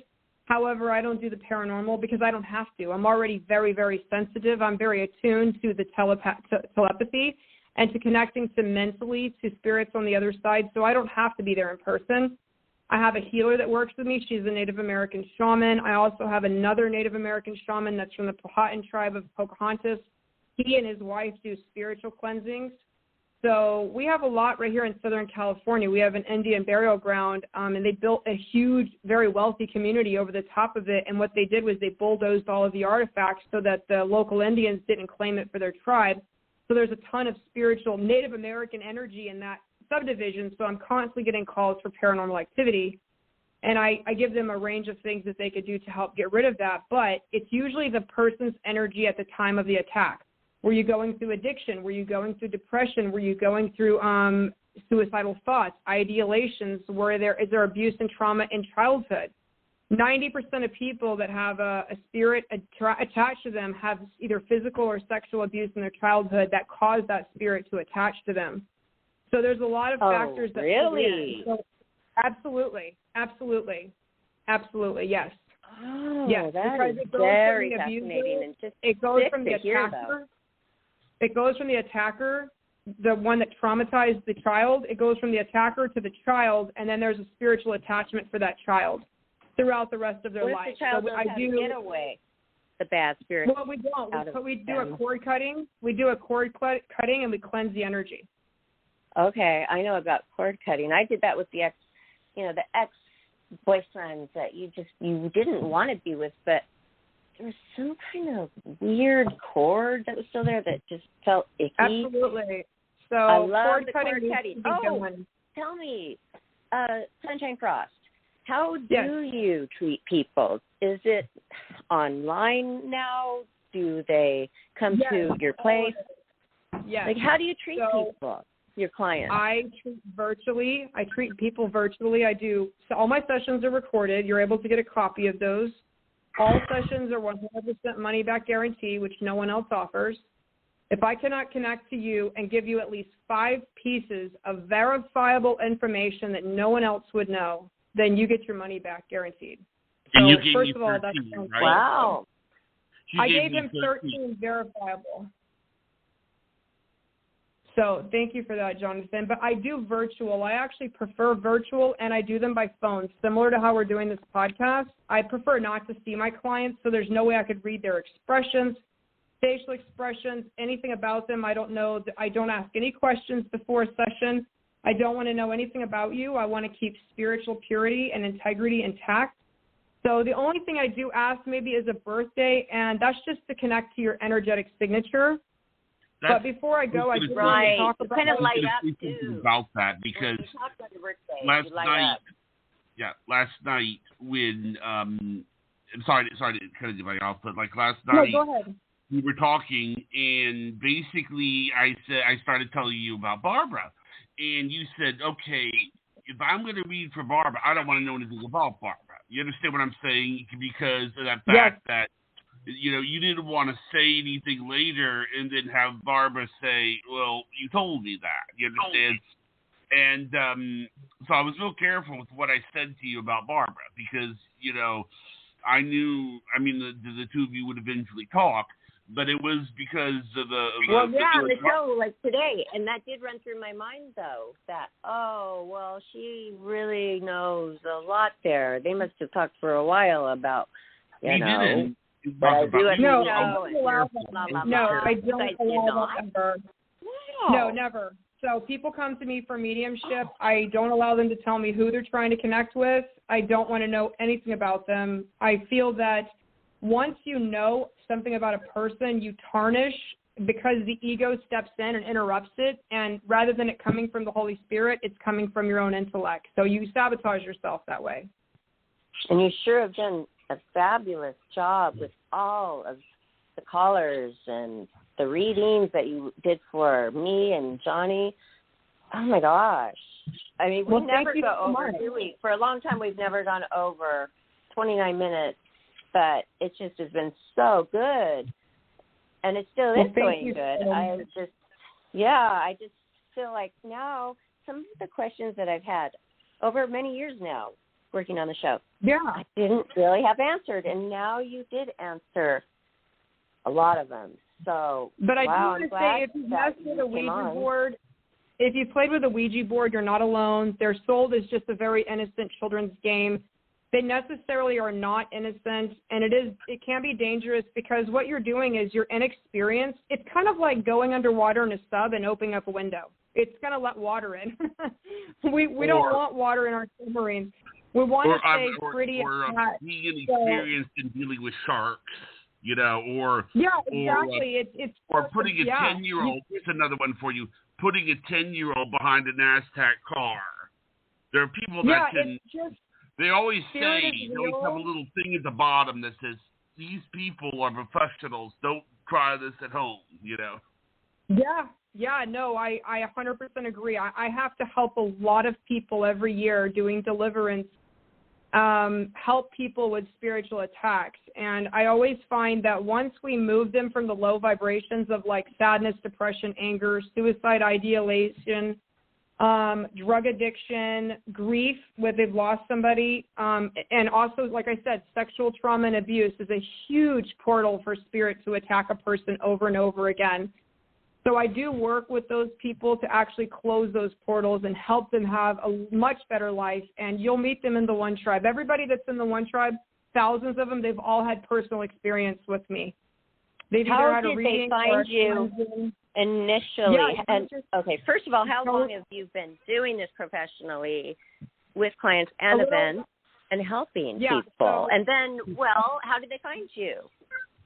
Okay, so I've been doing this a little over a decade, but you can find me at sunshinefrost.com, which is just my name, very simple. Please follow my YouTube channel. I have a lot of information on the YouTube, how spirit contacts you, if you're being psychically attacked, how do you know whether you're psychic or whether you're intuitive or whether you're an empath. That's one we didn't talk about, which is empath feels the emotions of other people. That's what you are. So you're definitely an empath, and you feel the feelings of other people. Do you know? Because I can feel you feel that? You feel absolutely. Okay, because I didn't even say that, did I? I mean, I was talking about me having some psychic abilities, but I didn't say what kind. Oh, I said clairvoyant. So can I be both? What is clairvoyant again? Did you go over that? I thought it was reading people's minds, but that's telepathic, isn't it? That's telepathy. Okay, telepathy. It's called telepathy. Okay, what do I have? What's empathy? Can I still read people's minds? Because I feel like I can. Empath, yes. Empath is the step. So clairvoyance is pretty rare, honestly. It's pretty rare that you can use your mind as a screen, but it's not totally rare. People do it. It's just whether you can systematically do it consistently with every person that comes to you.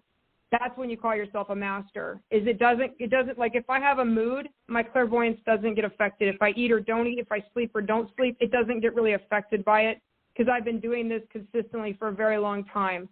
So I know how to protect my energy. Okay, so you can go into crowds. Yes. Sorry to interrupt the end of there, but can you go into crowds and feel comfortable, or how you feel everybody? It's hard. No, it takes a lot. So an empath usually gets very drained by others. They have to retreat away from crowds. They feel the energies and attitudes of everybody around them. Me. Yeah, that's an empath. I don't like being around even people at all, really. Yeah, I prefer to work online. I mean, people want to meet me in person. I do have a studio in Southern California. You can come to that, or you can come to a group event. But I love doing my work online. I love it because it keeps spiritual purity. I can't see you, and yet I can tell you everything about you. You know that that's genuine, and that is authentic, and that is integrity, and it's real. But empaths have a difficult time with the energy of others. So that's why I teach a class called Empath SOS. It's like, help me. I'm empathic. I just figured out I don't have anxiety. I don't have depression. I'm an empath. What do I do now? So I teach this really great, simple, easy-to-learn class called Empath SOS, meaning like, help me. I don't know what to do. And we teach really simple things like how to shield energy, how to bubble yourself, how to protect yourself, and how to push away negative energy so you don't absorb it. Well, I like talking about my experiences with the spirits because, well, one time we didn't have a show, and I said, Johnny, I have to tell you guys later, obviously. We don't have enough time. But I said, turn on the recorder. And he goes, we don't have a show. And I go, do it anyway because I need it for myself because if I don't tell you right now how I feel and what I saw, isn't that weird how you forget? Just like childbirth. It's sometimes so amazing, but then you forget things, and I did not want to forget it, Sunshine, and we still have that. And I'm going to give it to a storyteller that I follow on YouTube, and I know he will read it and love it, and it's going to be awesome. What I was going to say isn't that a great idea that I had to record that? What I was going to say is I was just going to kind of explain what happened. See, what happens is sometimes when I'm trying to see if things are working, I will do test shows where I test to see if everything is going okay. I don't do the formal intro or anything like that. I think what Barbara's talking about is there was one time that we did a test show, and it wasn't something that was going to be uploaded, but then Barbara started talking about something, and it was really interesting to her, and she wanted it uploaded. That's what you're talking about, right, Barbara? Yeah, that day. He says, well, it's a test show to check on something. And I said, well, just don't erase it. I know. Yeah. I want to have that forever. And I've got to find that again, Johnny, because isn't it a great idea, Sunshine, that I made sure that I recorded exactly my feelings and what I saw, but some of it I will never forget. The shape of these ghosts, the shape of the woman was in triangles, lengthened, elongated triangles, thick, like legs with triangles, and the little dog was on a taut leash, and the dog was a black stick thing too. Oh my gosh. I'm going to play another show and also send it to you, but oh my gosh, I ran home, shut the door, and it was just getting light out, and then I told Johnny, and he's 3 hours later in Florida, so of course he was already up. It was so early in the morning. I was just taking photos for my mother because it looks beautiful in the kind of the twinkly, that kind of misty time of day, the place here. Gorgeous. Right. And then nobody was around. And then I come around the corner, and I saw the shadow, and then I moved my arms to see if my shadow moved, and it didn't, so it was their shadow. And I was saying, hello, hi, it's just me. And I thought, well, they're so shy. First, I thought it was a little kid with her. And when I walked around, it was the stick figure thing with a leash with the little dog. Lo and behold, the police were at the apartment like a few days later, and they found a woman who was older and in her apartment, totally decaying, and she killed herself and killed her little dog. Suicide with poison pills or something like that. Okay, so I'm wondering, why did I see her ghost? I always felt spirits, but I never did see. The one that attacked me, I never saw it. It was attacking me, but it probably didn't have a physical body. Yeah, it probably didn't have a physical body. So you got to remember, not all spirit had a physical body. That human spirits are humans, angels are angels, and low vibration entities are that. They don't have a physical body. Not everybody is an earthbound spirit. Some spirits really were created as lower. Can they all do the same thing, like move objects? That can be definitely an earthbound spirit, or it can be a low vibrational entity trying to scare you. So they feed on your energy just like anything else. But you saw that entity because it was in your vibrational field. And the thing about it is so that's physical mediumship. When you see spirit from the corner of your eye, when you see full apparitions. And yes, animal spirits almost always come through in my readings. So animals do go with their owners to the other side. That's extremely common. Very common. I even online when I'm doing my live readings, animals, I've seen iguanas, I've seen all kinds of stuff. But that woman came to you at the point, she was always there, but you just became aware of her through your awareness. So you raised your vibration to be able to match it, and that's why you were able to see it. because I've been so open to spirits because I believe in them and I know that they exist. And, you're not afraid. Okay, so the fear is right, what not holds you back. Yeah. Well, I was just I wasn't even thinking about it, and then I was attacked. I wasn't even thinking about it the first time I was attacked that time, and then I'm now not afraid. So I guess I never was afraid of spirits. I mean, I would look under the bed, but that would be for like a rapist person, human being, not like a spirit. You know what I mean? Yeah. So it's fear goggles. I wasn't afraid of them. Yeah, I tell people we have to take off our fear goggles and recognize God gave us all gifts, and it's no different. It's no different than a musical gift or any other gift. It can be developed for the glory. It doesn't have to be used for negative things. It can be used for quite wonderful things. Like I don't use mine for gambling. Do they leave you alone because they know you're not afraid, and they'll move on to the person that is afraid because that's more fun to scare them? I mean, is it fun to scare somebody who's not afraid of them? Yes. There's two reasons, Barbara. The first reason is because I have angels and guides. They guard me, and I pray a lot. So I have a lot of barriers to trying to contact me, number one. And I teach this in my development courses, how to set up a guardian, how to have a gatekeeper, as we call them. It just makes sure that the Holy Spirit is around you and that you're bubbled in white light, okay? So that's number one. When I was a child, I didn't know how to do that. So, yes, I was contacted by a lot of spirit. I had a lot of paranormal activity around me as a kid. Once I recognized that they knew that I could see or hear them, of course they're going to bother you because you act as a battery.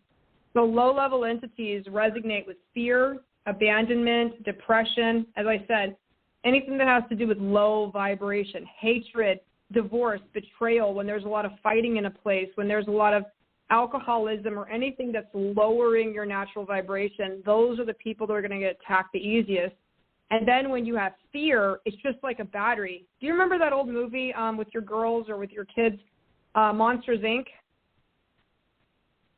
Monsters, Inc., in that show, they had these monsters would live in the closet. They would come out and scare the kids. And then when the kids screamed, they would bottle up their fear or their screams and use it to power their houses. Remember that? Anybody? Johnny, Barbara, are you there? You need to get involved and find your within, because Johnny, he doesn't feel enough.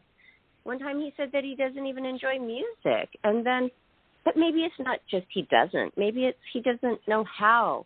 Just like finding his inner voice, his inner God, his guide, things like that. The paranormal, Johnny, you have such a great interest in it. It's got to be in there. Sunshine Frost told you that every single person has a little psychic ability in them. How can we open up Johnny to believe this, Sunshine? Well, we don't convert anybody. Everybody is on their path that they're supposed to be on, and their alignment comes when it's supposed to. So we don't make anybody believe anything, and that's why me and Johnny resonated really well, because he knows that I understand believers and unbelievers are very important to the balance of all things. So going back to that spiritual theory, the way that spirits feed on us is like a battery. So your fear, your anxiety, your anger, your sadness, it acts like a battery. And when you're not afraid of it anymore and you don't give it fear and you command it that, you know, you're not supposed to be here, you don't belong here, I'm sorry, you need to leave, and that's it, then they have to obey you and they'll listen to you. So that's kind of how that works. But yes, I do see a lot of that. I think that's interesting, because that woman, even though it scared the heck out of me, and I mean, it was no thought. You just react and you run. Okay, I ran through them. Like, I ran through the ghosts home. Well, I didn't turn around, get back up, or anything. Why? That was weird. Well, they're in a different dimension than you, so it wouldn't matter. They're not in the same. They're not in the same dimension you are. This is like dementia. That's why they call it that, because you're slipping in and out of dimensions. They're in a different dimension than you. Well, how did that other one attack me and suffocate me to where I couldn't even move and was sitting on my chest? How did that happen? That's not on my realm? Yeah. Yeah, no, exactly. Okay. That's exactly what it is. Correct. That's correct. It's not on my realm, but it's still, I could feel it. What is that? How did it, and how do they move objects? That must be a whole, something with some kind of descript word, right? Which one is that? Poltergeists can move objects, but poltergeists always have some sort of energy field around them that they're using as a battery. Like poltergeists don't just move things in empty houses. They move it when there's people around to see it. Quite often there has to be something associated with the house. But again, do you know why? I don't do a whole lot of paranormal stuff. I really stick to my healing and my mediumship, that I do a lot of clairvoyance and mediumship to help people heal from tragedies, from losing their children, losing their spouses, losing their families. I really don't do a whole lot of paranormal. Really? So, like me, who's had these traumatic things happen with spirits, I need to heal from that. But I know you don't want to talk about it. I know there's an evil side, but I mean, it has attacked me. I think I'm controlling it okay, and I don't need anybody. But what if there are people out there who need to have help with that, like recovering from it because they're petrified? Yeah, so I have people in my tribe that handle the physical side of the operation. So meaning they'll go to the house and physically cleanse it. I have some people that do Reiki. I work with the spirit of the person to figure out why the attachment happened. So they would do a reading with me first. No, not at all. I would do a reading with them first, or a session rather, to find out where the attachment happened. And they'll always show me if there was physical abuse and trauma in the person's history, if this came through that, or whether or not they just attached to it through addiction or depression or Ouija, or whether it attached to them later in life by living into a place that had low vibrational energy. Haven't you ever just walked into a place and you just feel like this, I don't like the energy here? Like it just feels bad. You feel sad. You feel anxious. You feel depressed. Yes. That's called geomanic energy. It means that your pit of your stomach is picking up on the energy there, and, you're always right. So certain places just had what they call bad vibes, and sometimes it be picked on. Is this scientific? Is this in absolutely. the book? Who discovered this, and how do they discover this energy? Well, energy has been around forever. All energy is verifiable. Just like matter, all matter is verifiable, even dark matter. Energy is around everywhere. Energy is around everywhere. Chemistry. Is it an energy with different chemistry? The bad? I mean, this has a name, or is it just bad and good? You feel it. It's an energy. You feel it. It's called this geo. It's an energy that you feel. Yes, that's correct. Same as vibration. You can't see vibration, but you can feel it. Yes. Energy is. Wow, that's a good way to put it with a lot of people who cannot understand it. Right there, what you just said. Same thing energy as vibration. It's like a vibration. You can feel it, but you can't see it. It's the same thing. Correct. Yes, it is. Yeah, so some vibrations are very high-pitched, like a beautiful sound of a bell or a chime, and some energy levels are very low, like a didgeridoo or like a deep bass drum or something like a very deep bass cello, which creates like chills and makes us feel very anxious. So those energy forces, they vibrate the same way. So your body picks up on it, even though your audible ears are not hearing it. The actual chakra, the energy system of the body, picks it up very easily. The chills on the arms, the hair standing on end, the upset stomach, maybe a smell that you shouldn't be smelling, an audible ringing in the ears, maybe your hair crawls around. There's all sorts of signs and symptoms of spirit. That's a bad vibration or a high vibration.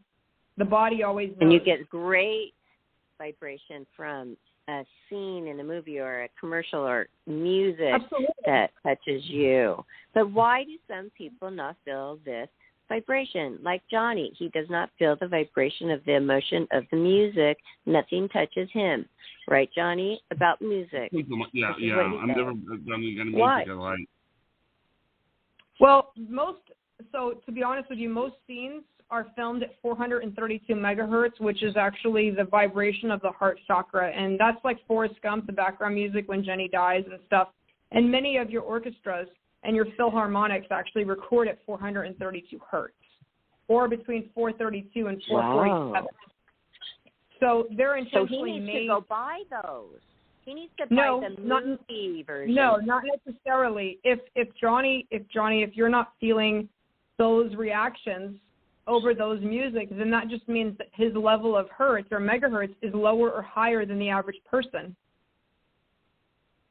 Okay. That doesn't mean anything's wrong with him. It means his perception, his vibrational perception is lower. He's a guy. So obviously I would feel kind of bad if you're walking around as a guy being as emotionally reactive as a woman. And I'm not saying you can't be, but I'm saying it's not normal on the average for guys to feel as emotional as a woman would to the same amount of things.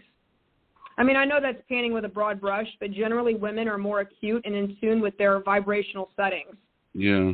Like doesn't cry to a commercial. So he basically, is it safe to say that he's not missing anything that he doesn't know he's missing? So he's not missing out. So I should stop feeling bad that he cannot love music like I do, because it's fine. Correct. You have a physical response, Barbara, you have a physical response. You have the chills. You have hair crawling around. You have emotional response. You're very responsive.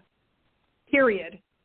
He may not feel those things, but I wouldn't feel sorry for him. That just means that he's not on that vibratory path. He may feel it. Men are visual, so they're not nearly as auditory as women on average. Men. So maybe the dancing would stimulate, but not the music at the competition. Absolutely, men but are visual. Still enjoy the competition. Oh, yeah, cool. Okay, so that's good. So. If you let a man watches a dance and they see the music performed by a physical person, they're able to grasp that a lot better because men are just naturally more visual. They're visual. Okay, well, what about the part? What about the part where men get it very wrong? A lot of things where I don't know if we could just group it with just men in general, though, that they think something is for sure, but they are so very wrong, and it happens over and over. Who are these people? They're definitely not clairvoyant, telepathic, or that much psychic. If they just get it wrong every time. So men by nature have been not nurtured in their empathic abilities. They're told to actually shut down or subdue their natural emotional reactions from basically birth. And we're in a dimension now, or an awakening in the world where we're trying to change some of that and allow boys and young men to feel their emotions so that they don't numb them out. I can tell you pretty much, we're taught, have you ever not seen a child crying and you're like, suck it up? Even the football field. Go to the football field and watch a young boy 5, 6 years old and they say, what are you crying about? Stop crying. Knock it off. Or, I'm hurt. I didn't hurt you. So they're taught very early to burn. They were taught very early to burn out. Yeah, but they've done it to Johnny. They say, don't do this, Johnny. Don't do that. Don't say that. Don't, pretty soon he's ready to do anything, probably. You're not allowing them to be in their truth. Of course he's not feeling his psychic ability if he can't even do and exude. I'm just saying, he, as a man, being brought up, maybe that's why he just doesn't even connect to his psychic ability. Unless I'm wrong. Do you, Johnny? Who are we to judge? Well, I do connect the psychic ability, but I'm not. Nobody. I'm not judging. I just want to talk about it. What Johnny talks about all this stuff. I'm just saying for us, his psychic ability. I'm not saying anything bad. Johnny, tell us, have you derived any psychic ability yet? Have you worked on it? Oh yeah, but it's not in the same way that you do. It's not like intense, feeling. It's more like just a... Oh, well, that's okay. That's okay as long as you are enjoying it. See, that's all I want, because I want him to have a life that's fulfilled. And it's paranormal. The universe, it is life. It's our world. So we can't just dabble in it. Let's live it. If this life as the walking human being that we are is so short. And you know what? Some people don't believe in reincarnation. I'd like to have a lot of different lives. Our spirit, it goes on. There's so many things to talk about. I mean, I could talk to you for hours, Sunshine Frost. You have been so enlightening. We talk to psychics and mediums a lot. Nothing against them at all. Everybody has their own approach, and I am grateful that they're helping, like you do so much, many people. But we should have you back on to talk more about, like, a topic. Like, we could have you come back and talk about, how people who are passed away feel or talk or, I have so many questions about that. I love answering questions about spirit, and I just want to leave the listeners with this little thought that if you have these gifts, if you know somebody who has them, or maybe you've dealt with them yourself, I want you to know that you're not crazy, number one, that anxiety is usually a side effect of being a very empathic person. Number two, there's many of us out there. You don't have to abandon your beliefs to embrace who you really are, and that God loves everybody, no respecter of persons. And don't feel like you're alone or that you have to stay alone. Reach out to me, reach out to other light workers that want to help you, that want to be here to help you heal, to help you feel included. And I just want to thank you both for having me. It was very, very nice. I really enjoyed myself, and I thank you so much. Johnny and Ms. You Barbara, are thank you so welcome. much. Thank you. You've been a fabulous guest, and we enjoyed you thoroughly, Sunshine. And we will have this show up on our YouTube channel. All the links that we talked about that are important to find Sunshine Frost everywhere, but it's not hard to find you. Hello, your website, sunshinefrost.com. I'm sure that'll lead everywhere because she is everywhere, aren't you, Sunshine? Yes, ma'am. I try to be where I need to be. You sure are. Thanks, guys, You're amazing. Right. Thank you so much. And I can't wait to get in touch with you further. You have a great event coming up on December 16th, correct? Yeah, Miss Barbara, I'm going to offer you a free reading. See how it's going to go. You we can even record that. Yes, in front of everybody? Yes. Really live. In person live, that's really right? up to you. I record them, and then I allow you to share what you want. I'm never about exploiting other people for my gain. So I feel like Spirit, those sessions are very sacred to me. So it's up to you what you want to make public. I never try to be a sideshow. I try to do the work and then let Spirit guide what you want to do with your session. Okay. Well, maybe we could. I don't get that many offers to really do the private ones with our wonderful, talented guests. So I appreciate that, and I will take you up on it. But I also like to do, we can take it wherever we want when we're on air. It's not like somebody's forcing me to say anything. So, yeah, let's do it. I can't wait. Perfect. Well, you guys have on a the wonderful Roku channel, right, Johnny? What? Yes. I said on the Roku channel. Yes, on the Roku channel. This will be a part of the Roku channel. All right? Awesome. Okay. Well, good night, everyone. Thank you, listeners, and thank you, callers. You, psychic, medium. Oh, hey, master, clairvoyant. Sunshine Frost. Thank you so much. You are good night, awesome. everyone.